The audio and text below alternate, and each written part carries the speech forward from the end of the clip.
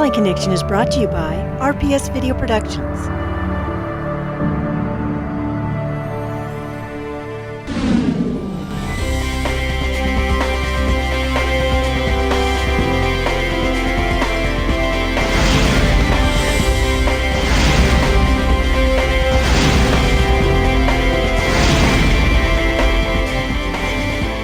Welcome to this edition of the Valley Connection, a monthly show designed to keep you informed of our Valley's issues, concerns, and events. I'm Nancy Lopez. And I'm Cesare Hernandez, and we have got a great show for you. Yes, we're going to start off with a very fun event, Jazz in the Pines up in Idyllwild. And then we're going to take you to see some highlights of another fun event, sand drag racing out at Soboba. And you got to go on location and do something exciting. That's right. I was out with the Hemet and San Jacinto Chamber of Commerce for their Business Mixer Expo. That's right. So stay tuned. We have a lot to share with you. We'll be right back right after this.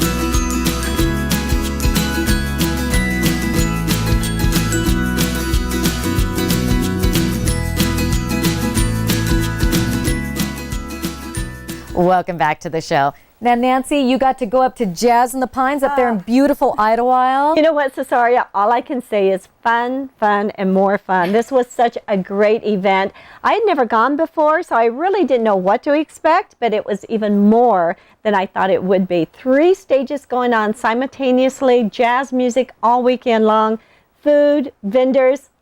Wait, you watch. It's close enough to hear. Yeah, it's on you, baby. It's on you, baby. Yeah, yeah.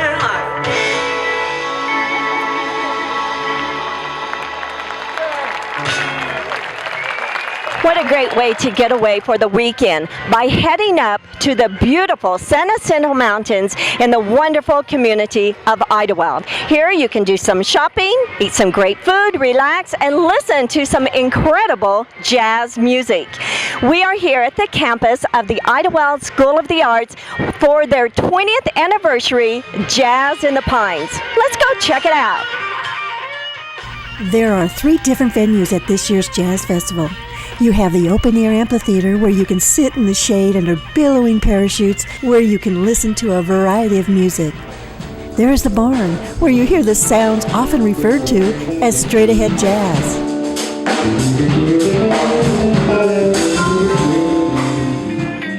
Then there is the French Quarter where you can enjoy dancing as you listen to good old blues and rock. A great fundraiser to support the arts and education. Now back to Nancy. I am here with Elena Kern, and Elena, you go way back with Jazz in the Pines. Probably to about 1995 when we were patrons for the first time, and we would bring friends with us, and it was just a fabulous weekend with a dinner dance on Friday night and then 2 days of this fabulous music, Saturdays and Sundays. And you've seen a lot of growth and changes over the years. Seen a lot of growth and changes and more people, and it's just been phenomenal. How important is this event to the arts and the community? I think it's incredibly important to the arts and to the community and to Idyllwild Arts, and especially for the children and the up-and-coming musician. Marshall Hawkins is a teacher at Idyllwild Arts, and he started this entire jazz festival 20-some years ago, or 20 years ago, and this is the 20th anniversary. Marshall is a bass player, Marshall Hawkins and the Seahawks, and he's just an amazing, wonderful man. This was his dream, and this was his vision, and this is what we have now. Well, you must be very happy to see today's event and all of the patrons and all of the excitement that's going on. Absolutely, and I think that I heard somewhere around here a little while ago that we're completely sold out today. There are no more parking spaces, and we're sold out, which is just amazing and wonderful. Thank Thank you very much, Elena. Welcome. Amongst the beautiful pines and the sound of music, you'll be able to experience great food and artisans displaying their arts and crafts. And with me now is a very famous, especially in this community, is Marshall Hawkins. And this was kind of your vision years ago.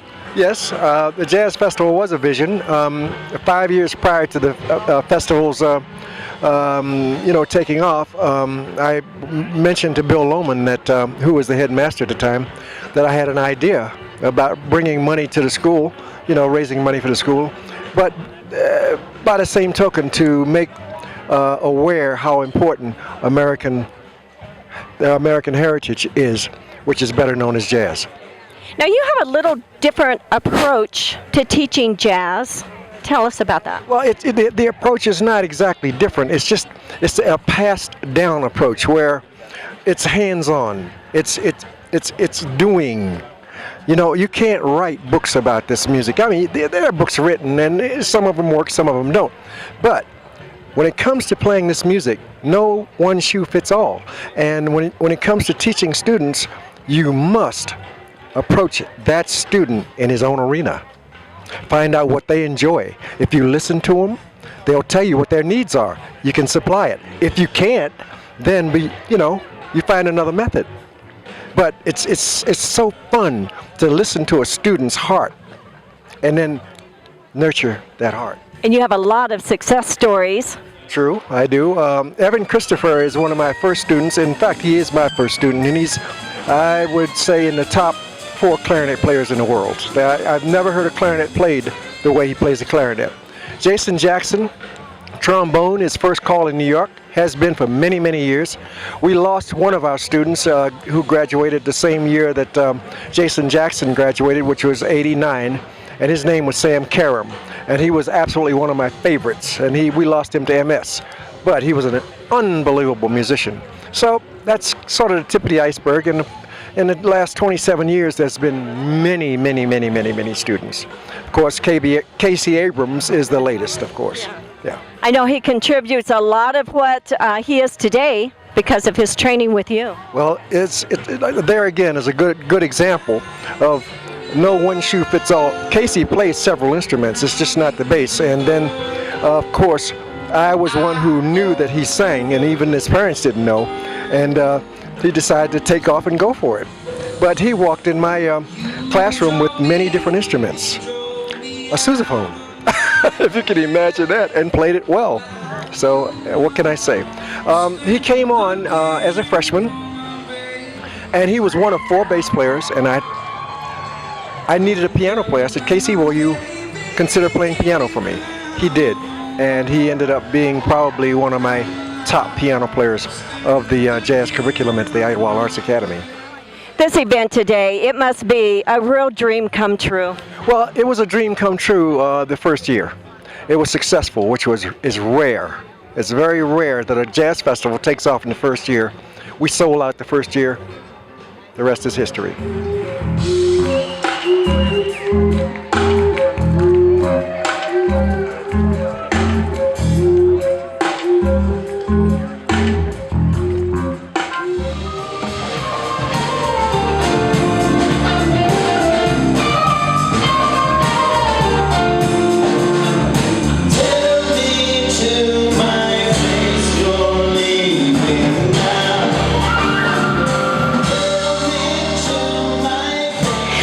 Such a great time up here today in the beautiful community of Idyllwild. And if you have never attended Jazz in the Pines, make sure to make plans for next year. Now as we close, we're going to listen to some more great jazz music.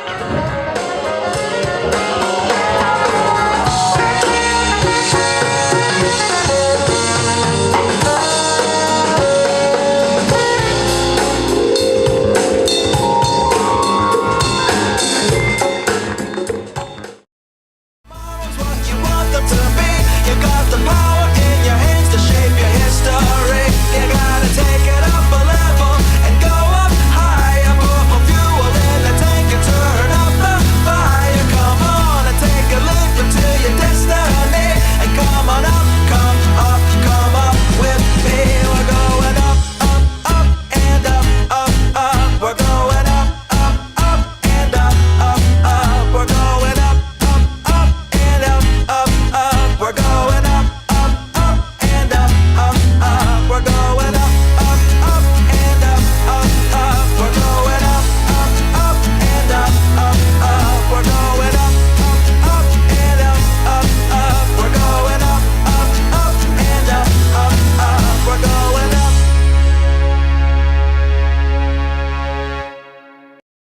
And welcome back. And for all you people out there that love fast cars and sand, we have just the segment for you. That's right. We have some highlights from Soboba's sand drags. And you know what? This year's event is coming up on October 4th through the 6th. And the proceeds go to Race for the Cure.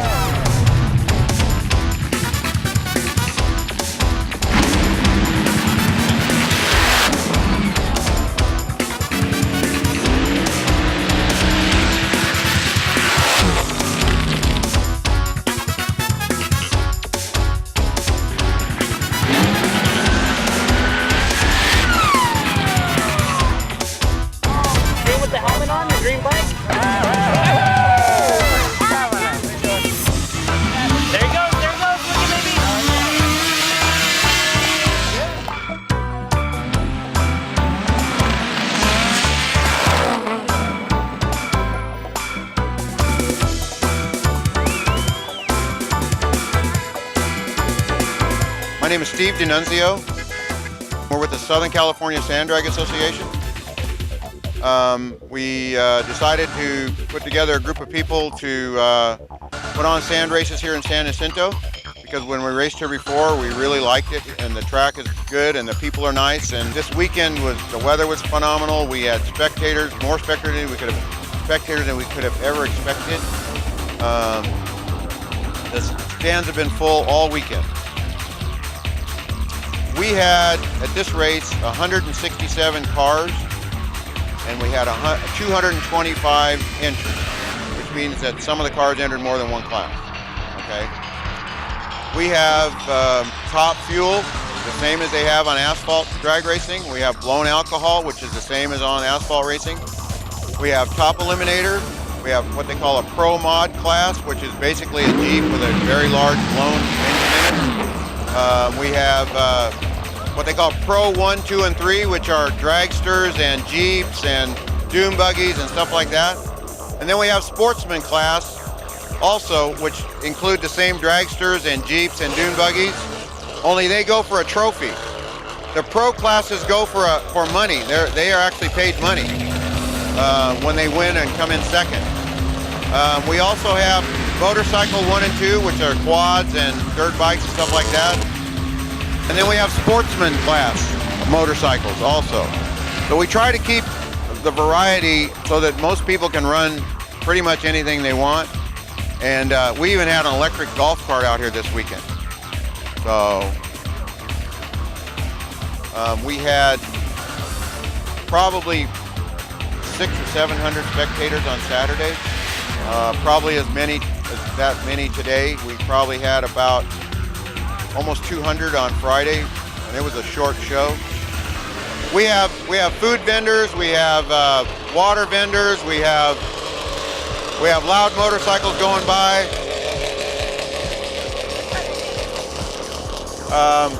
We have a t-shirt vendor that comes out and prints the shirts on site.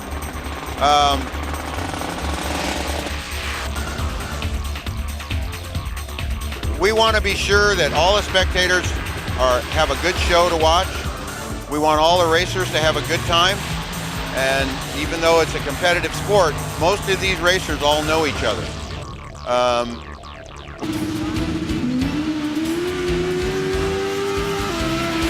The best thing about this whole deal with working with the casino, they are phenomenal. They have helped us immensely. This is just a sample of what you might experience if you join us on the first annual Racing for a Cure, October 4th through the 6th at Soboba Casino.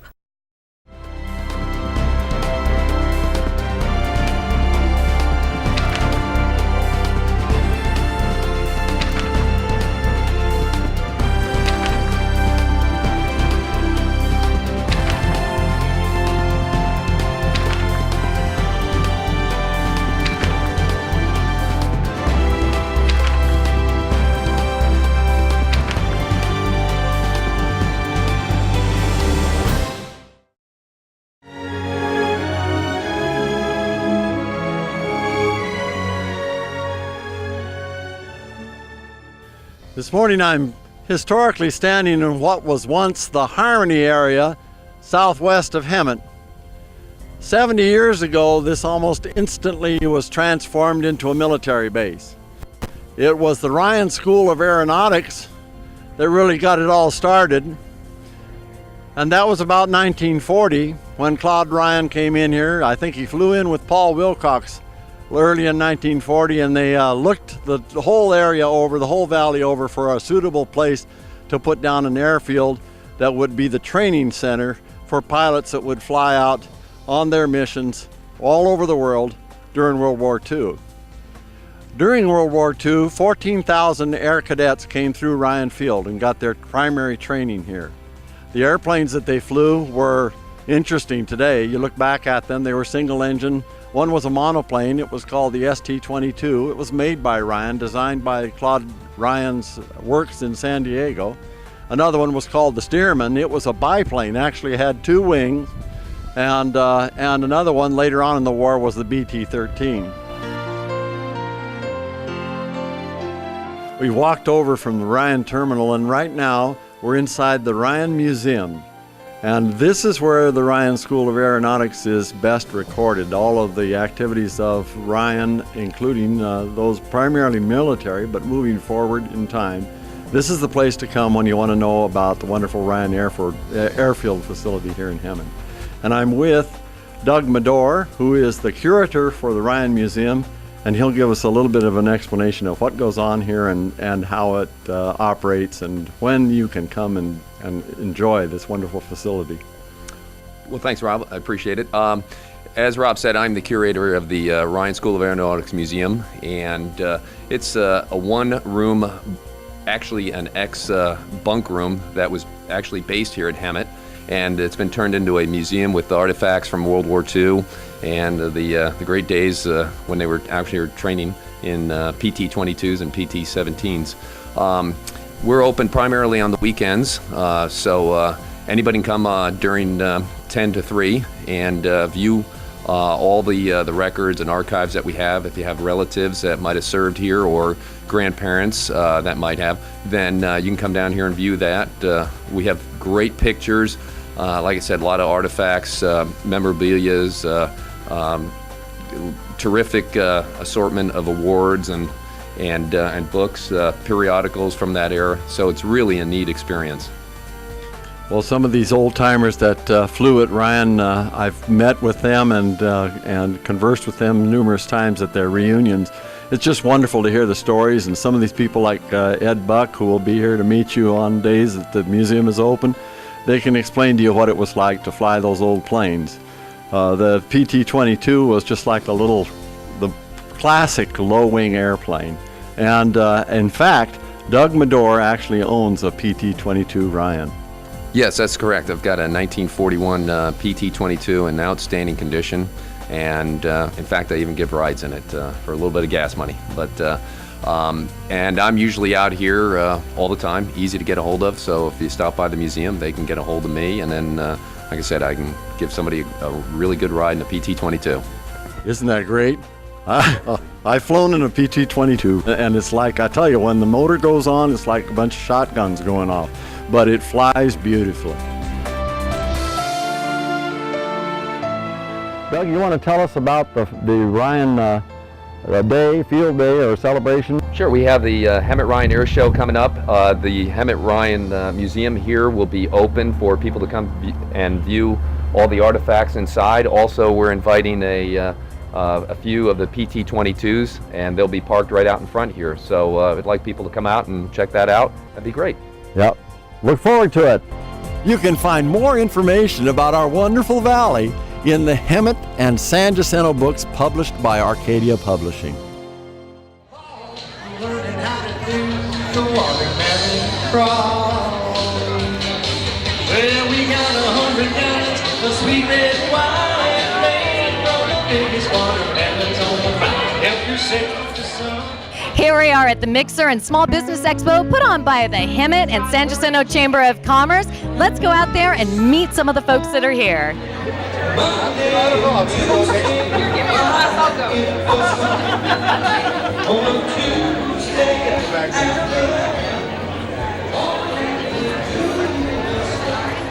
I'm here with the new Hemet San Jacinto Chamber of Commerce President, Andy Anderson, and also with the Board of Directors lead, is that correct? Dr. Guadamuz. And welcome, gentlemen. Please tell me a little bit about how this event got put together.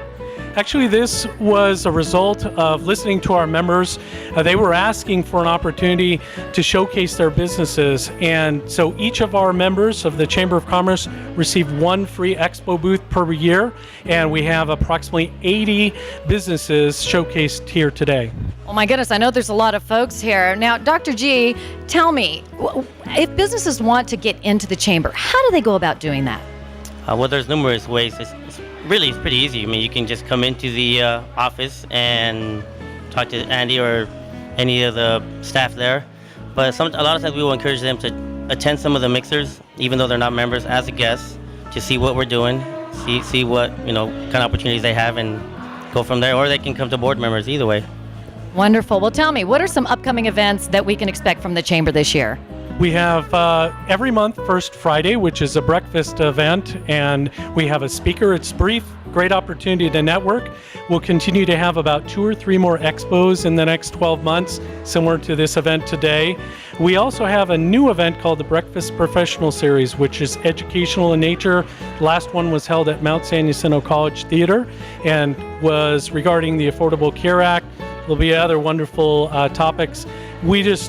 We're looking at having an exciting year, and there are many, many more activities beyond the ones I just shared with you. Well, this is a great start, I tell you. My goodness, let's get out there and meet some of our vendors.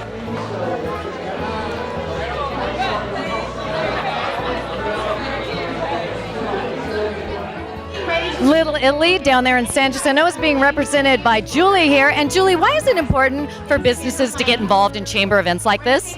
I think it's important for businesses to get involved in chamber events to stay connected with our community and with our valley. Our economy and our valley has changed a lot through the years. I think it's important to remind people who you are, where you are, and what you do. You get a free Samsung Galaxy Tab. That's only good until September 30th. Look who I found here. I've got the 2013 Farmer's Daughters, and let me have them introduce themselves real quick here. We have... My name is Allison. Hi, I'm Joy. Hi, I'm Alicia Marie. Hi, I'm Carrie Lowry. And ladies, let me ask you just a little bit about the scholarship that is associated with the Farmer's Daughter.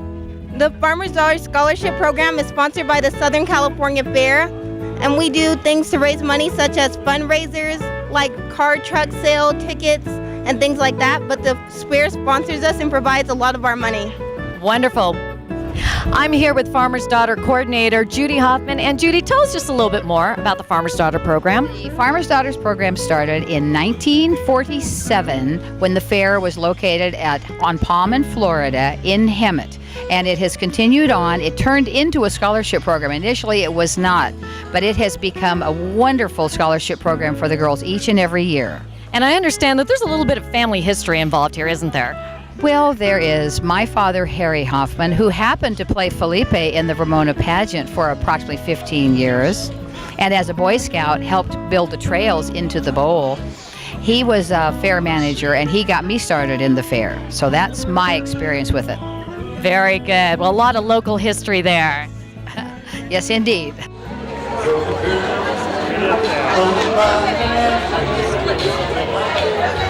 I am here with Robin Wilder of Robin Carey Salon and Spa in Hemet. And Robin, I know that you and your husband Greg, you guys do a lot of networking here in the Valley. Why is it important for businesses to network? As a small business, it's really important for us to network with other businesses in town and other small businesses in town. That's how we build our business. That's where our clients come from. So it's very, very important for us to do events like this and other community activities.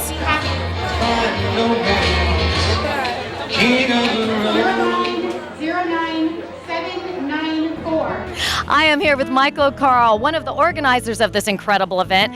And Michael, tell me just a few of your titles. I'm general manager of this luxury RV resort, Golden Village Palms, and we're the West Coast's largest RV resort. We bring in lots of snowbirds over here.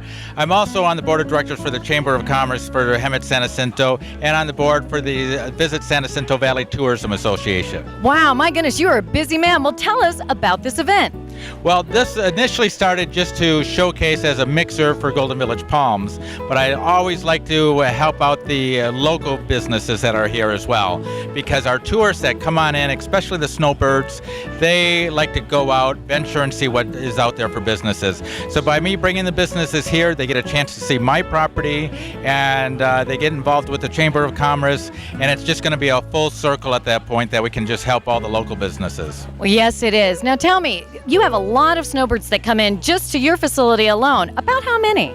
Well, we probably go through anywhere from 23 to 28,000 visitors out of this resort in just the season.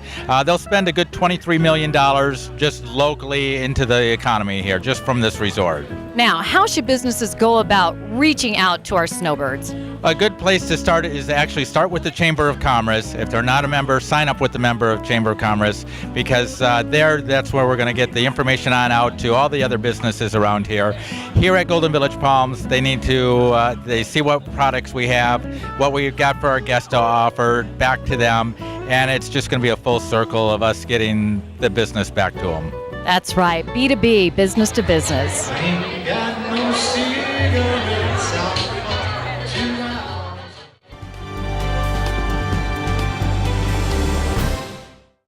We have a lot of exciting events that's coming up in our valley, but we want to share a very few very popular events. The first one is Broadway Nights. It's going to be held at the Ramona Bowl Amphitheater. It's going to be on September 14th and 21st.